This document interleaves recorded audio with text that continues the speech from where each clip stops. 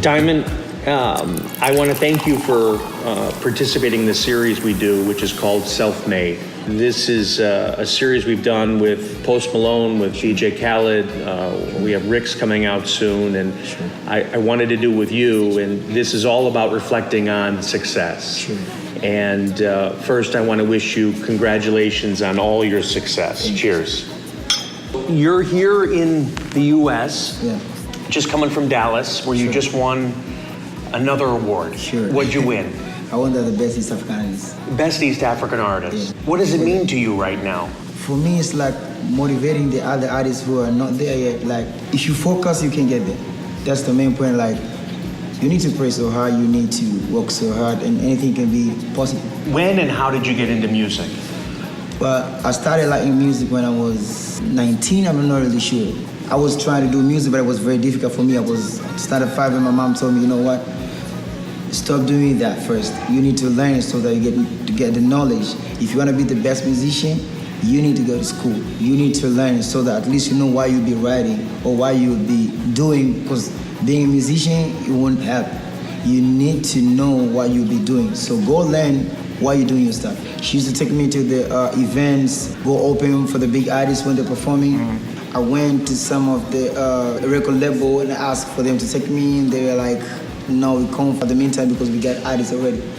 So then I said, what should I do? I need to record. Maybe if I'm gonna have a song recorded, people they can trust. How can I get money to go to the studio? Then my mom gave me a gold ring to wear. My brother said, you know what, let's go sell this ring. We sold that ring for $35. After that, I took $30 to the studio because I saw on the newspaper that the studio say like, they've got offer. If you pay $35, they can record for you. So then I went and paid $30 as the down payment, and then I say I need to remain with this $5 so that at least I can survive. You know what I said? After that, I recorded that song, but I didn't have that enough experience to create a hit. Yeah. So I just had an idea that I can record, I can write the song. So I can't say the song that I recorded was 100% perfect. It wasn't that.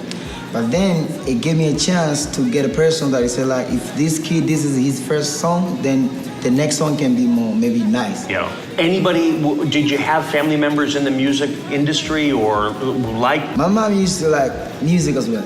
So I think the way how she was playing music at the house, I started listening to that, I started liking the music. Who were you listening to? Who were the artists that you liked? Musician from Tanzania, like Q-Chief, Dolly Sykes, Juma Nature. How about international artists? About the international artists that I used to like? Yeah. Asher Raymond. Yeah. Asher Raymond is the person that, when it comes to the stage, you feel like, wow, how did that do that? Type of music and everything, the videos. What was do you think, when you look back, your big break? This song called Nenda Kamwambie, that was considered that was the song introduced me to my Tanzanian market. I wrote that song emotionally, like whatever I was talking about that song, it was like, and I even have a tattoo of that song here, the second verse, as a memory. There was a day I was at one of my friend's house, and I was just busy singing. And he said, you know what, you know you got talent. There's this guy called Papa Misifa. He can hold your hand because he's been trying to hold other artists, but unfortunately they can't make it. So I went and then said, okay, cool, let me hear what you got. So I used to give him different songs. The day I took that song to him, he said, this is a hit. And right away, he called the director, he paid for the video, and we shot the video. After that, we dropped the video. So, because you're a fan of Belaire and what we're doing as a company, I shared the news with 100 of our different importers in 100 countries. And I got an email from the owner of our Vietnam importer, and he writes me back saying, oh, he was so excited because this is in Vietnam. This is an American guy in Vietnam. You're his favorite artist right now. And he sends me the link to the song "Marry You" with Neo, which I had never heard before. Yeah, I've But done Neo. to me, I thought, wow, this is so cool. Like, I wonder what that's like for you, because I got the chills. I was excited. Like, around the world, somebody is listening and saying, this is it for him. I see the sun, girl, how you shine on me. Nikonzima kwa sababu ya wewe tu. How does international artists, in this case, the #1 artist in East Africa, how is that a feel for you? What does that do for your audience and your fans? So, but I love creating a bond between my zone and other side zone so that we can bring peace and love to each other.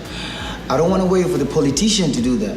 I want to use my music in a very right way. So when I get a collab with a person from other side, I feel like, yo, I'm doing it now.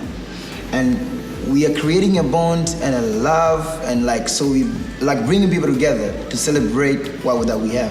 So I sent Rick your song. He writes back to me and says, I love the song, I'll get it back in 48 hours. I can't even explain. And the thing is, you sent me that song, it was my birthday. I thought that was the biggest gift from my birthday that I never expected to get. I was shocked. I was like, I was in the room dressing, and everybody was upstairs waiting for me to go. And then he sent me the song. And I said, no, wait, because they were, you were in a hurry, you need to go upstairs, people are waiting for you. I was about to go out and say like, no. Can you call those people downstairs first? So before I go upstairs, I got a surprise for them. Those things you can't even explain how you felt. So for me, and again, I'm in the branding business world, I get more excited about the next one that it's not out yet. What makes you want to do more and keep trying for more? Whatever that I'm doing is I'm trying to do something new, something that I haven't done before, so that my music can go to all people in the world. So that's the reason I'm always more excited when I have a new project. It's like, what will people take it? Yeah. Are they gonna love it? How is he gonna be like? Is he gonna change? Your manager was telling me you have signed probably the top 4 or 5 artists in East Africa. For real. Was that part of your goal? Hey, I want to be there for all the other artists who are up and coming. I want to help them because no one was really there for me, showing me the way. I know the struggle, how hard it is to make it, especially when you're from Africa. What I'm trying to do right now, I'm trying to hold all the kids I know, they are talented, that you guys have got this one, can you please help him as well? Because if I couldn't get help, I wouldn't be here. So if I got a chance to help another person, I think it's my duty to do that so that you never know at the end of the day who they are going to help. How difficult is it to get an international artist to understand the idea of we can do both? We can do Swahili and English on a song. You got to explain to them, because otherwise they need to know what the focus that you have.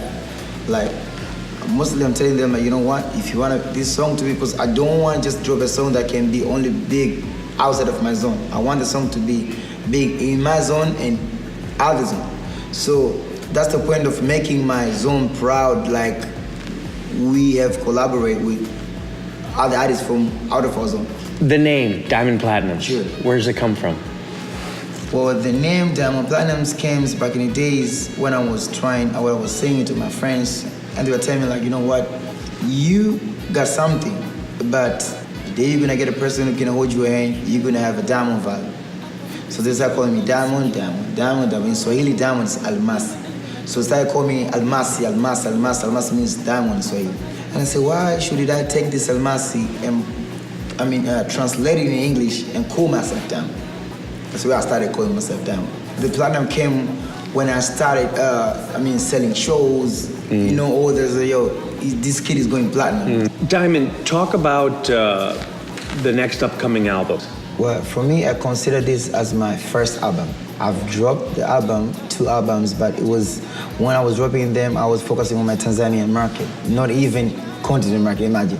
So it was back in the 2010, 2011, so I consider this as my first album, world album. And I called that album A Boy from Tandale. Tandale is where I came from. And I'm gonna be having different collab with different artists from Africa and different part of the world. I'll be dropping that end of November, if I'm not mistaken. Yeah, I'm trying to finish some of the songs with the collab that I've done with different artists. Unfortunately, I would never say which type of artist, but Sure. of course, Ricky will be on the album, Omarion, other artists as well. My fellow friends and artists from Africa as well, they're going to be in that album. Diamond, I want to thank you for participating in Self-Made. You have truly achieved so much, and which I think is pretty neat is I think you're still rising, and there's so much more out for you. So I want to thank you again, and cheers. You're my beautiful lady.